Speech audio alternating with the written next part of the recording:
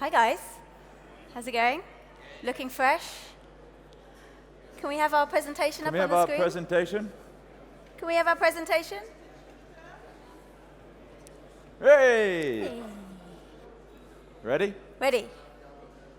This commercial is just 1 minute out of the 10 hours a day you spend glued to your screens. That's 152 days a year. That's 32 years of your life. Scrolling stuff, clicking stuff, emojiing stuff, watching other people's pictures of their cafe macchiato, or their dog, or their baby, or their dog and baby, or the view out of their airplane window, or a rainbow. Watching vloggers take something out of a box. Watching reality shows. Watching shows about housewives. Watching shows about housewives in a different state. Watching dragons. Watching a year's worth of one show about a Colombian businessman in one evening. Watching someone else playing a video game. Watching cats being cats. Swiping left, left, left, left, left, left, left, left. Shake.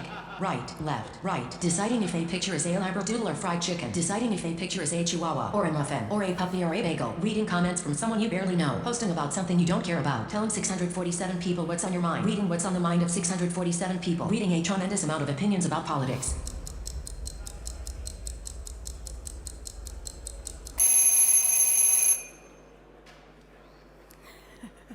That's our presentation. That's it. Thank you, Nike. So for the next 45 minutes, can we have some microphones?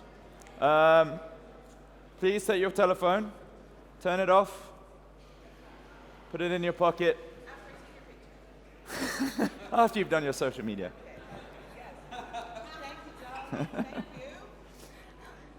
We want your undivided attention for the next 45 minutes.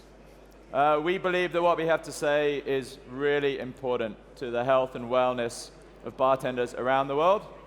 And also, technology addiction is one of the most pervasive things in society at the moment. So a little experiment to see how long you can go without touching your telephone. Guten Nachmittag, Berlin. That is my worst German. That was really bad. I think you've offended people. My name's Tim Etherington Judge. I'm the founder of Healthy Hospo. And I'm Claire Warner. I'm head of new brands at Seedlip. So if you all will have found when you've set down a bag, open your bag, and inside your bag you'll find a little piece of rosemary. Take out the rosemary. I'm going to do it as well. Oh, just join in. And what we want you to do with the rosemary is just smell it. And keep smelling it throughout the presentation. Nice. Nice.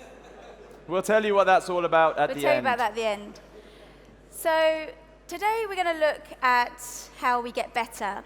And for the context of the next 45 minutes, better means better health and wellness. If you've come to our seminar hoping that we're going to teach you how to improve your hard shake or how to increase your Instagram followers, you're in the wrong seminar. We are specifically looking at ways to help improve your health and wellness and ultimately your longevity in this business. So today we're going to look at why we need to get better and also specifically why it's so hard to get better. We're also going to look at how, by implementing some very simple strategies, we can actually make significant improvements in our lives. And then finally, what? What specifically can we do today to help us feel better instantly? Now, most of us struggle with balancing our work and our life and our responsibilities in all these areas, particularly when it comes to work. But when we allow work to take over, we often feel unfulfilled, we feel stressed, we feel frustrated, and maybe we feel as though we're not living our lives to our true potential if we're not lining up what we're doing with our values. We might be disconnected from the people that we love most, or we might perhaps feel like we're living like a fake. Has anybody had imposter syndrome? Anybody had a sense that they're not really living in line with their values? Sometimes. I suffer with that sometimes as well. And we know that it's not easy to fit everything in, but what happens is that we tend to see this problem as a set of trade-offs. The reality, of course, is that life is not a zero-sum game. We should be applying our talents in looking at ways to improve all domains of our life. So our work, our family life, our community, and ultimately ourself. Because when we pursue happiness and excellence in all four of these domains simultaneously, then we strengthen everyone. And then everybody benefits. Our employer benefits, our friends and family benefits, and ultimately we ourselves benefit. So we're going to now look at why it's so critical that we apply a laser-like focus on finding ways to help improve ourselves and each other. Ooh. Right, this industry is amazing. I've been in this industry for 20 plus years without giving away my age. You don't look old enough. You don't look old enough. I love it. It's incredible. We have so much fun. There are so many good times to be had. Thanks to the brands that we work with, we have some amazing experiences that will live with us for the rest of our lives. I wouldn't change it for the world. But there is a very large and quite sick elephant in the room. And we've ignored it for so long, but now it's time to address that elephant and tackle this problem head on. Our industry has the highest rates of drug abuse of any industry in the world. We have the third highest rates of alcohol abuse of any industry in the world. Bartenders are more likely to die from alcohol-related disease than any other workers. Bartenders are the fourth unhappiest workers in the United States. We have the highest rates of sexual abuse of any industry in the world. 1/3 of us, according to a study in the UK recently, are suffering from some form of mental health disorder. And today is World Mental Health Day, so you've all taken a great step towards better mental health by coming today. This stat blows my mind. In the United States, being a bartender is the 13th most dangerous profession. You know what comes 16th? Being a patrol police officer. So being a bartender is more dangerous in the US, and you are more likely to die at work than being a police officer with a gun, and with criminals with guns, and kids in schools with guns, and we are also, thanks to a study that we conducted at Healthy Hospo, one of the world's most sleep-deprived industries. Doesn't have to be this way. Yeah? Doesn't have to be the way. We can turn some of this around, still have a lot of fun, be healthier, be happier, enjoy our lives a lot more, and have longer careers in this industry. And that's what we're striving for. Doesn't have to be so self-destructive.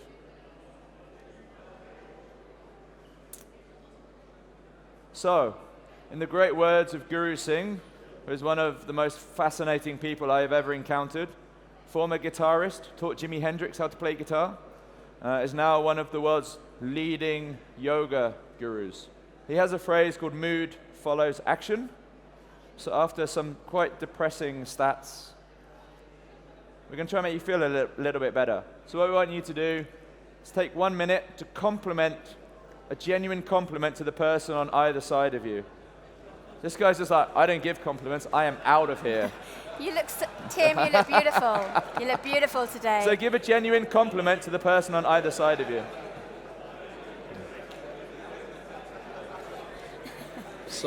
I'm so happy to be here with you today. Your shoes are amazing. It's literally bucket list stuff. Do a talk with Claire Warner.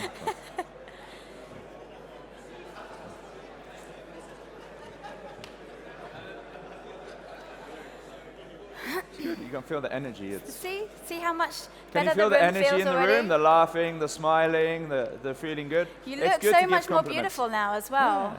Thanks for that. Especially So, you, Sam. Over to you. So now we're going to look at how. How can we get better? What specifically do we need to do in order for us to get better? Now, it's tempting when you hear some of those stats to think we should just effing do it. We should just get up. You can swear up here, it's fine. It's tempting when you look at those stats to think about the industry and you think, why don't we just fucking do it?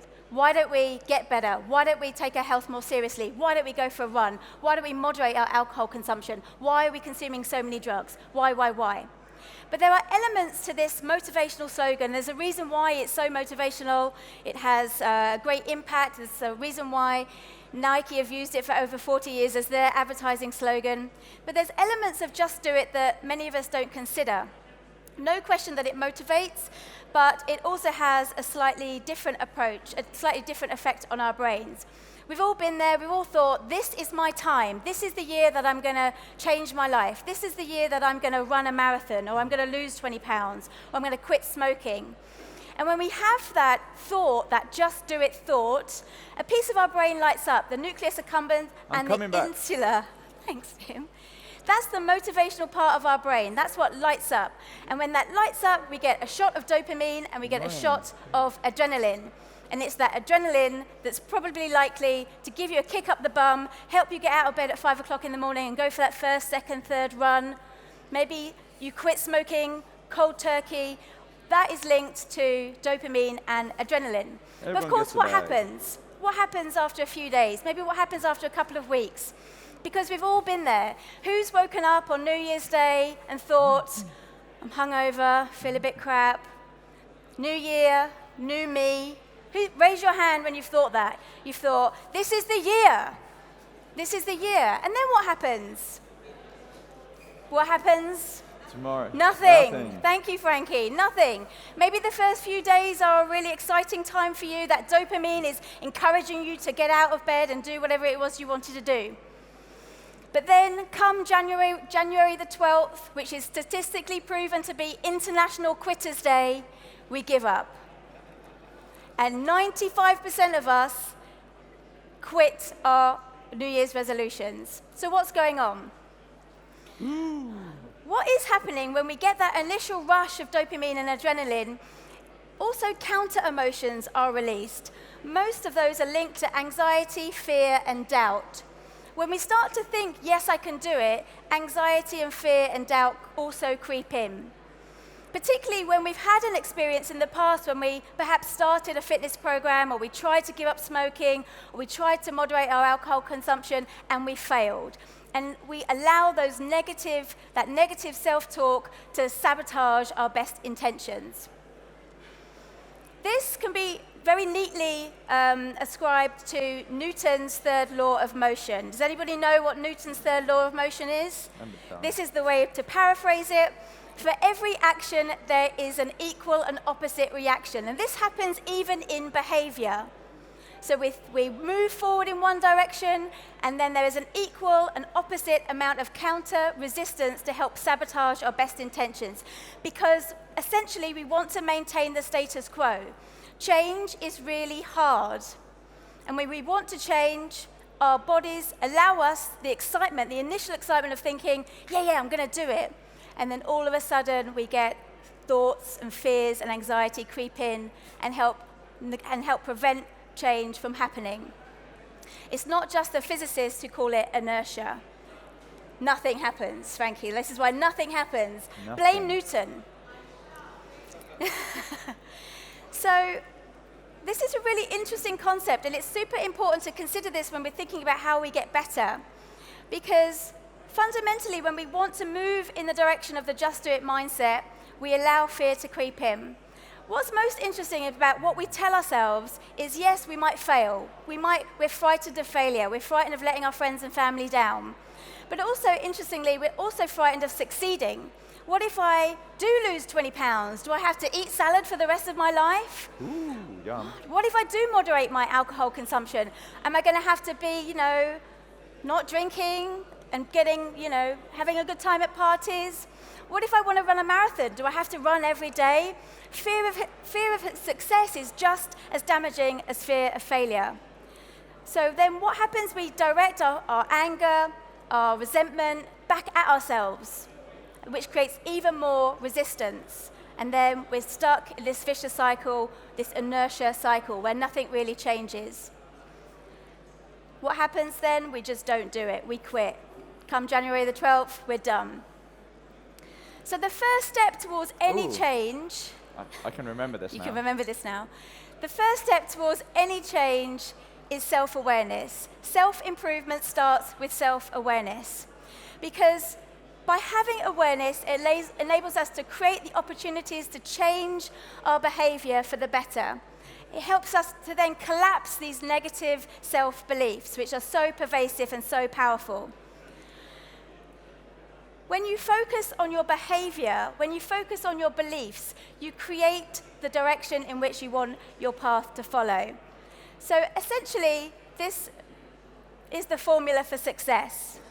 I like to remember it by bums, tums, phis, and Rs. Okay. Phis and Rs.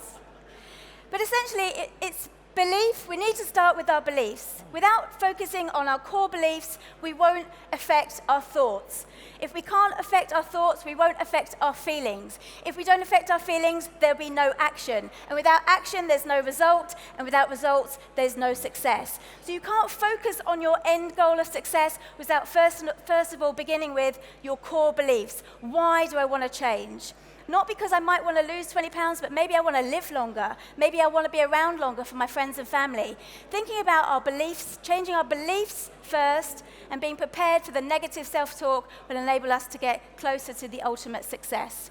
There's another formula for success, which was in this wonderful book written by Tim Galway about 20 years ago. This is a book written for athletes who are looking to perform more successfully and deals with a lot of what's happening inside our brain. His formula for success is PPI, not that PPI, but performance is equal to potential minus interference. That interference is you. We need to get out of our heads first before anything can change, before we can actually reach our ultimate potential. So what, Tim? What do we need to change? Everything. No, so we're going to break it down into 5 simple things. So change is not about waking up tomorrow and going, right, I'm only going to eat a raw food, vegan diet, going to run a marathons, going to sleep for 10 hours every day. We're not. That's completely unrealistic.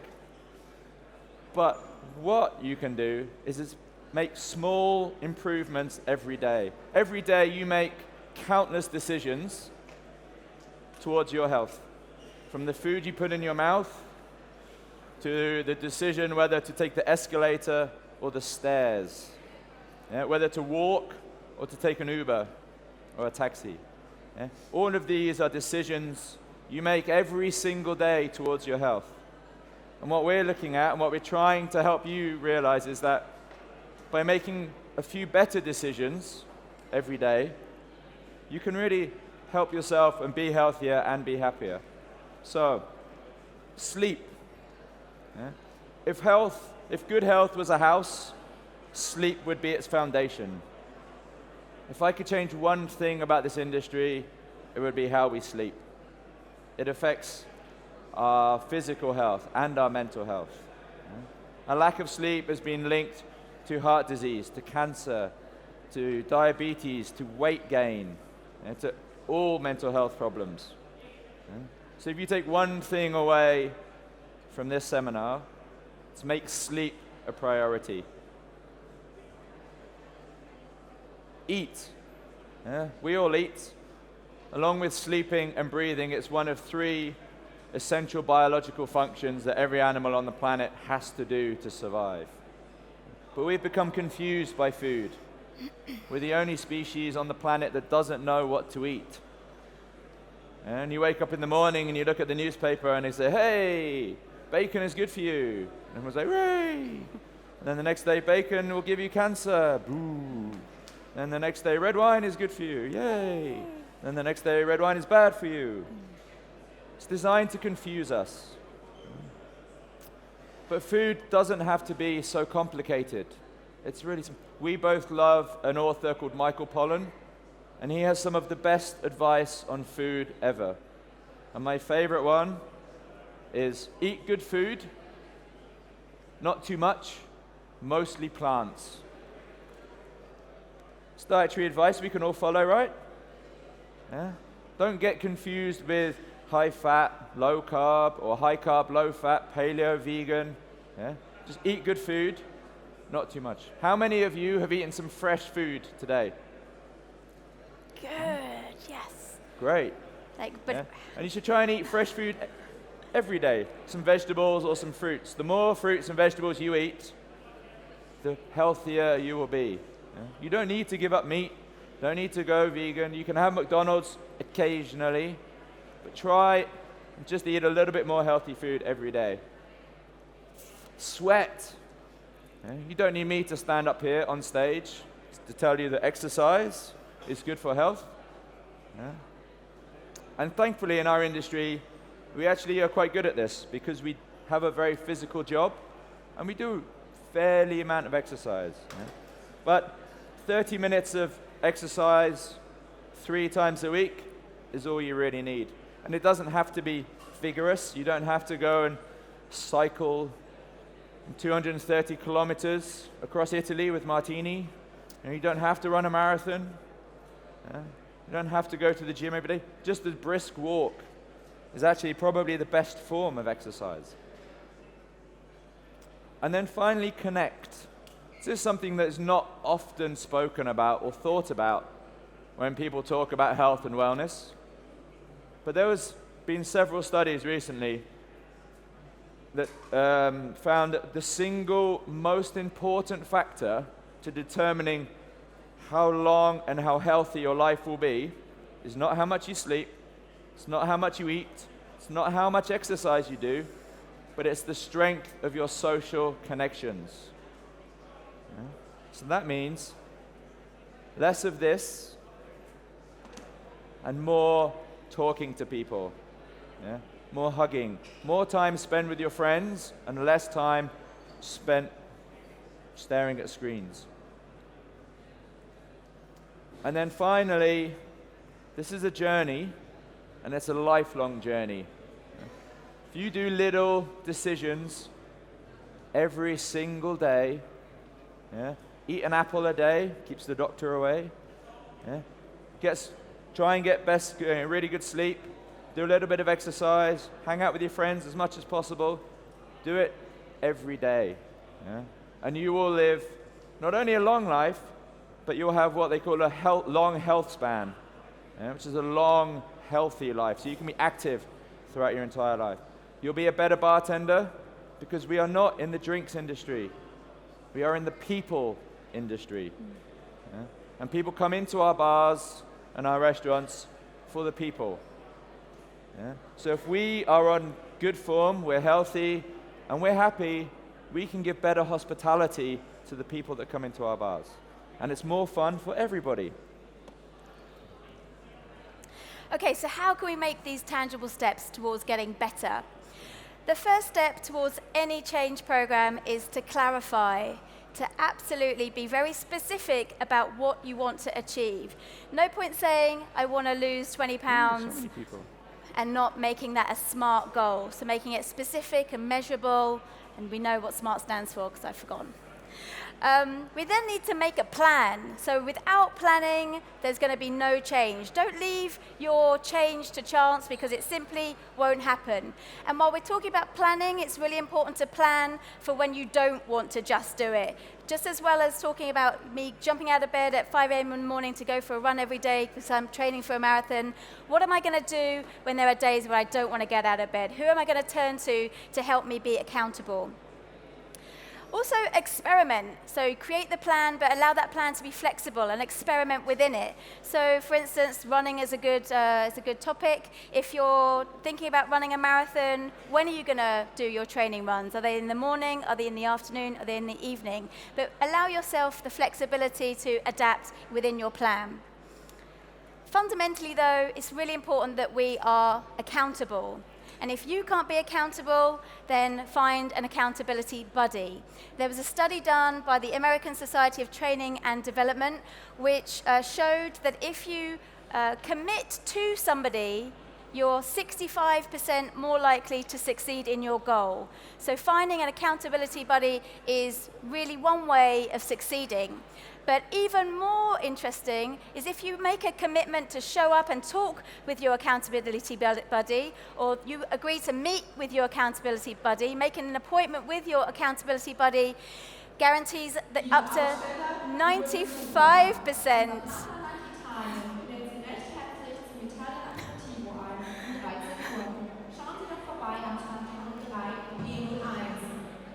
I agree. Agree, yes, thanks. So you're up to 95% more likely to succeed. Jesus Christ.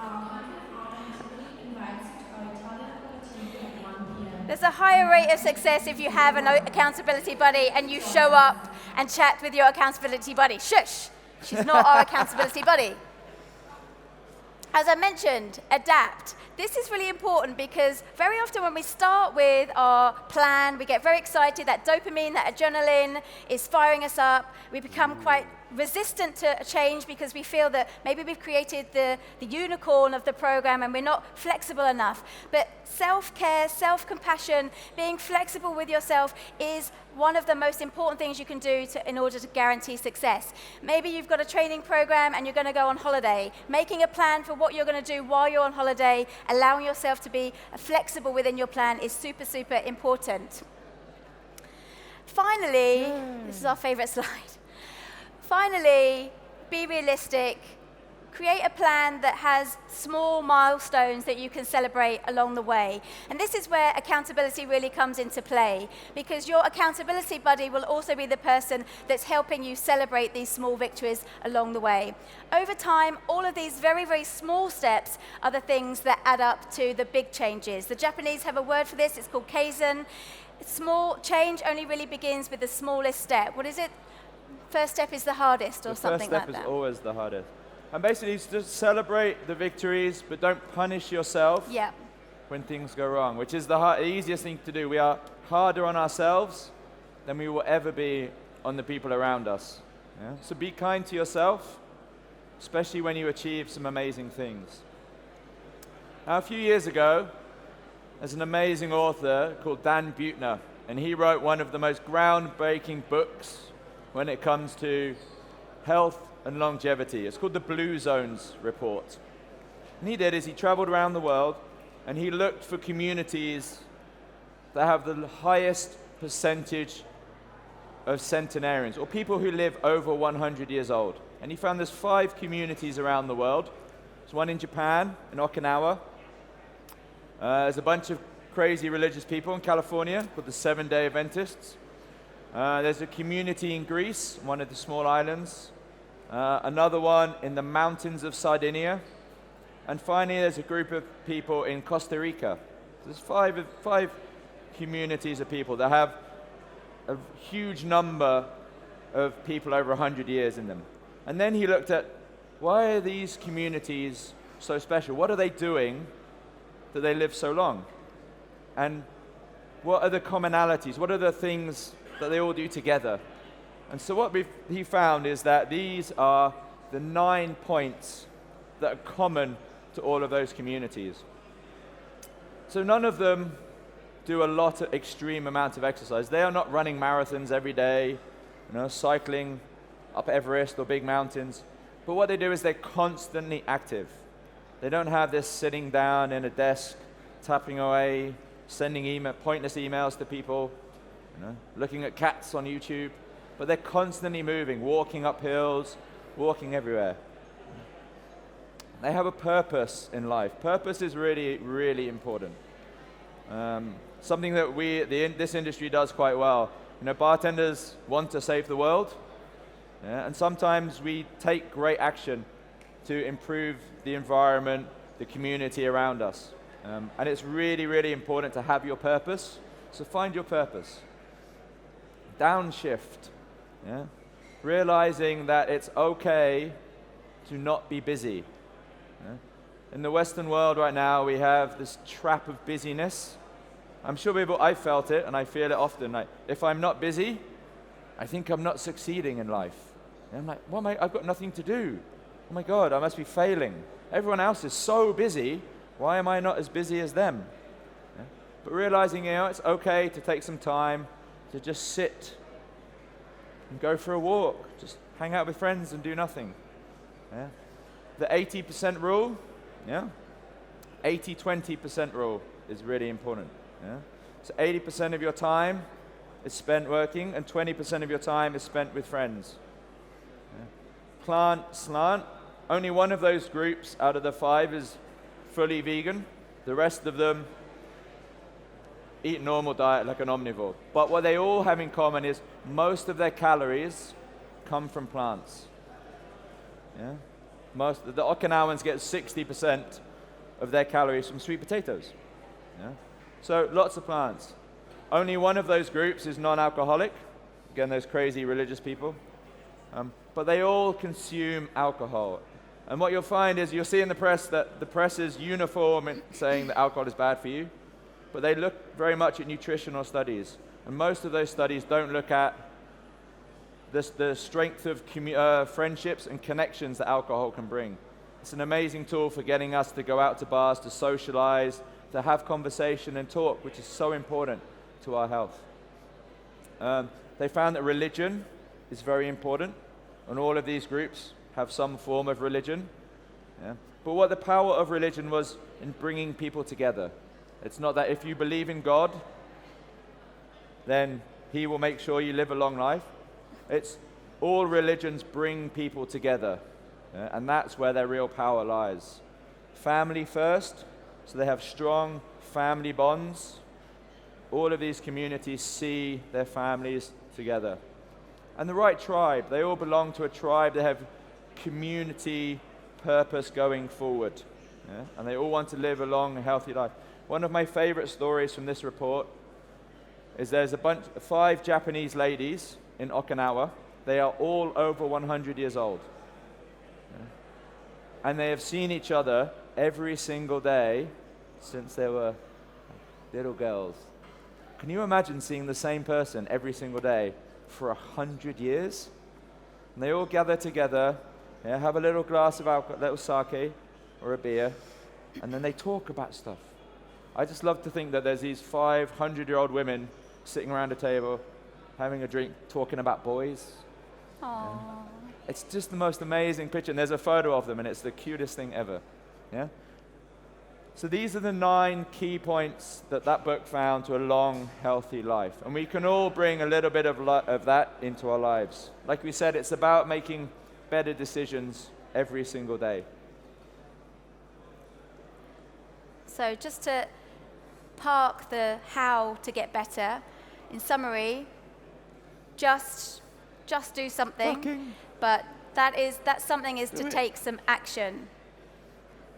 Plan your action, but also plan for the days when you don't want to just do it. And you actually have to do it. There's no point thinking about it, planning for it, and then thinking, oh, I can't be asked. You have celebrate to it. You have to do it and celebrate your small steps, small incremental steps towards success.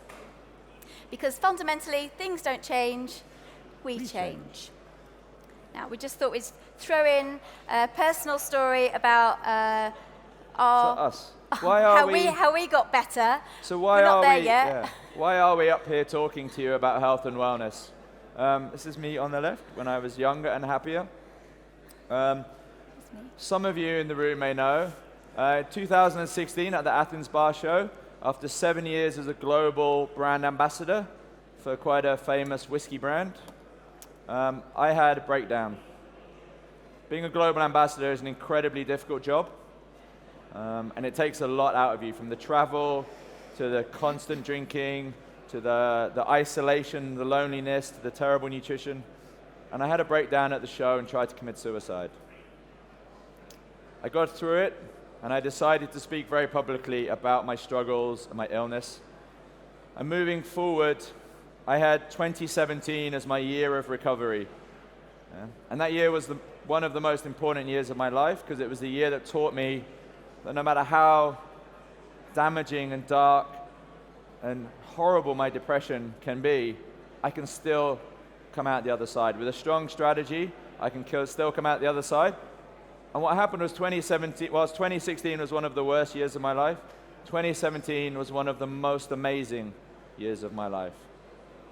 So in 2017, I set myself some very serious goals as part of my recovery strategy. I wanted to get better, and I knew that I could get better, but I had to set myself some goals and some targets.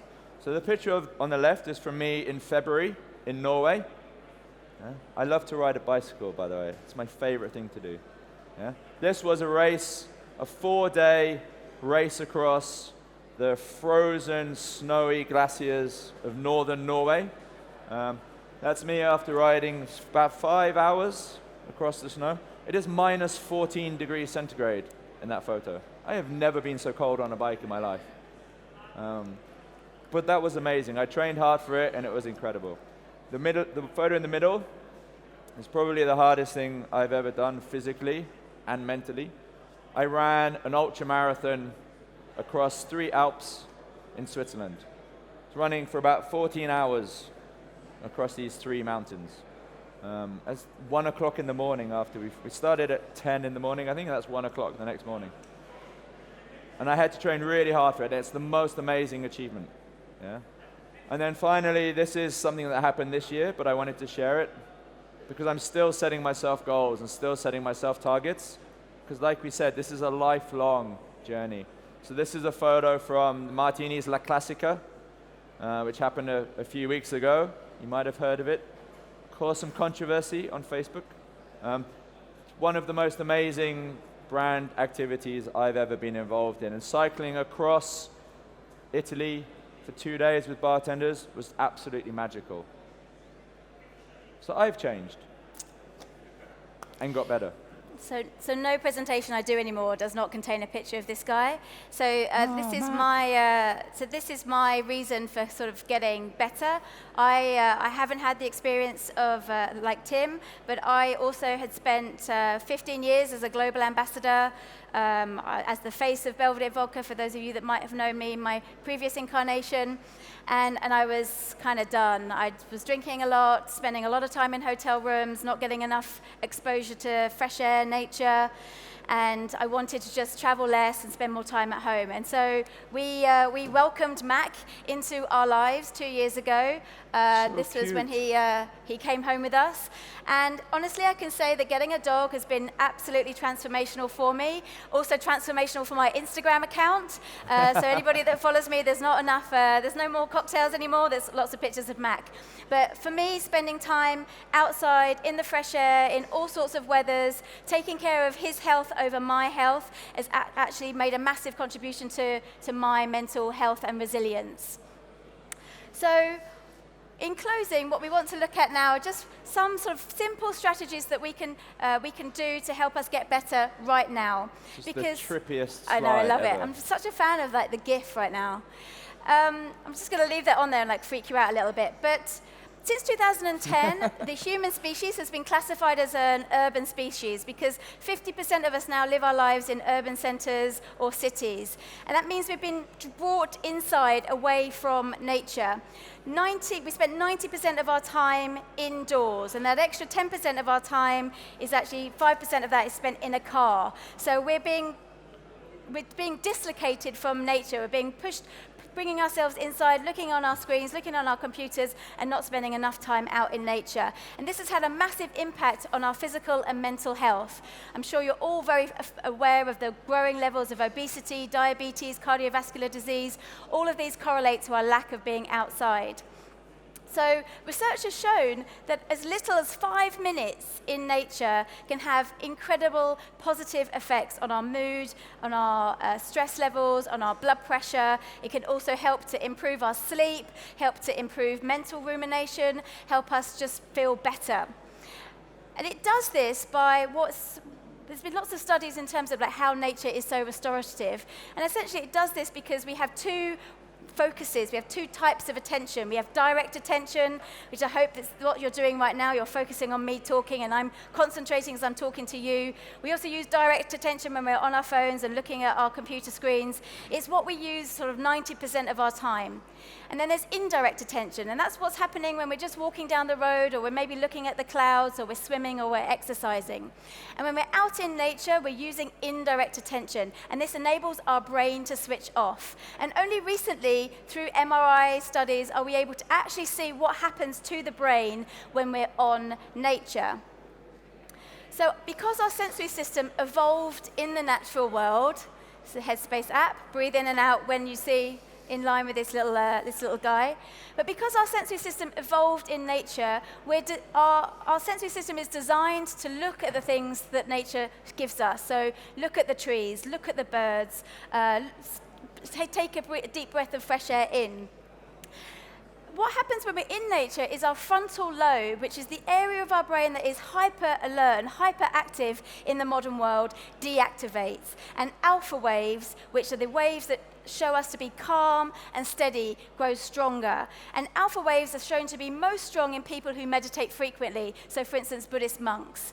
So in being in nature can actually have a meditative effect. So if there's anybody in the room that just can't get down with meditation, you can't follow the breath, you've tried the Headspace app and it just doesn't do it for you, simply spending a few minutes out in nature can have a similar effect on our brains.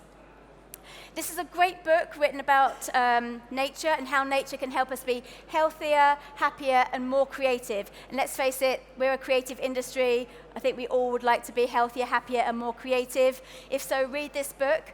Because Florence talks about how even a small amount of nature can make us less aggressive, more creative, more civic-minded, and healthier overall. And it does this because nature appears to act directly upon our autonomic systems, calming us, but also indirectly through facilitating social contact and through encouraging exercise and physical movement. So we're going to quickly now look at some of the scientific research that's being undertaken right now, which shows how nature can act as a powerful antidote for modern life. So, in you your need your bags bags for this. So those bags that, does everyone have a bag? Frankie? Could you just, I think Dan needs one at the back, some other people. So in your bags you will find three things. What we want you to do is, first off, is take out the bag of dirt. Don't say we don't ever give you anything. Come to our seminar, you get a bag of dirt. You're welcome. So soil has in it a natural antidepressant. Today is World Mental Health Day. Yeah? So we're helping you by giving you a little bit of soil. You don't need to eat it. Don't eat it. Yeah? But get your nose in there, have a smell. There are compounds, phenolic compounds in that soil that trigger chemical releases in the brain that help with your mental health. Yeah, it's a natural antidepressant. Yeah. So one of the best things you can do for your mental health is just get out, do some gardening, get out in nature, get your hands dirty. Yeah? Break up that soil, go and put some plants in the ground. Yeah?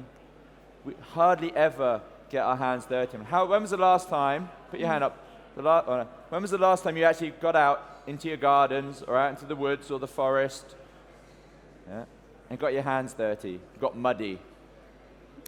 One. Of course, Dan has, yeah. Two people. Yeah. Do it. Go get dirty. Yeah. One of the things, I've left London recently and I've moved back to my family home, and one of my favorite things is now me to get out into the garden and start to restore the garden, planting, rebuilding a pond, and getting my hands really dirty and horrible. Yeah, it's great. Next up is trees. So in your bag there's a perfume strip stamp, so just ask you to give that a smell, because there's been scientific research that's been undertaken to understand the psychological benefits of spending time in a forest. In Japan this is known as forest bathing, and what research has shown is that people who spend time in a forest report less stress, less depression, and they generally feel less hostile and livelier.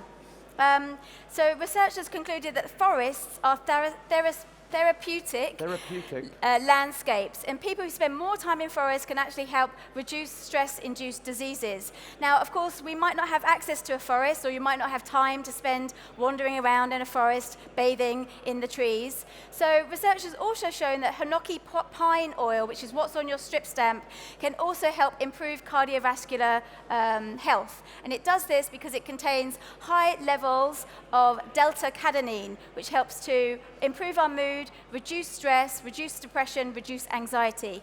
So even though we can't all spend time out in the forest, if you buy some Hinoki oil, you can have a forest bath in your pocket. Yeah. Another quick thing you can do with trees is if you walk to work, choose streets that have more trees on them, because just by looking at trees, you can improve your health. Yeah, just by looking at a tree. You don't need to hug them. You can if you want to. But just the simple seeing a tree or even seeing a picture of a forest can improve your mental health. And then finally, herbs. So at the beginning of the session, we asked you to smell the rosemary. That's because rosemary has been linked to better memory. So that's why we asked you to smell it at the beginning, hoping that it would have an effect and you would remember our seminar. Rosemary is very high in carnosic acid, which is a powerful phytochemical which helps protect your brain from neurodegenerative diseases such as Alzheimer's. So one way of powering up your memory cells, your boost your memory, is to smell rosemary. And there's a lovely old story of English housewives who used to take a sprig of rosemary and put it in their man's pocket when they left the house for work that day, so they would always remember their vows and their love for their wife. Yeah. And thank you to the London Essence Company for providing our rosemary today. Yes. So, in closing, do something great. Yeah? And do something great for yourself. Yeah? Thank you. We haven't finished yet, but... We haven't finished, but okay. Oh, no, there are some more slides. Don't worry. So thanks so much for coming, guys, and take your soil and your rosemary and your Hinoki oil, and we'll help you hope that this will improve your health and wellness, and we'll see you for the next 100 years. So thanks so much, guys. Thank you very much. Thank you. Yeah, thank you so much.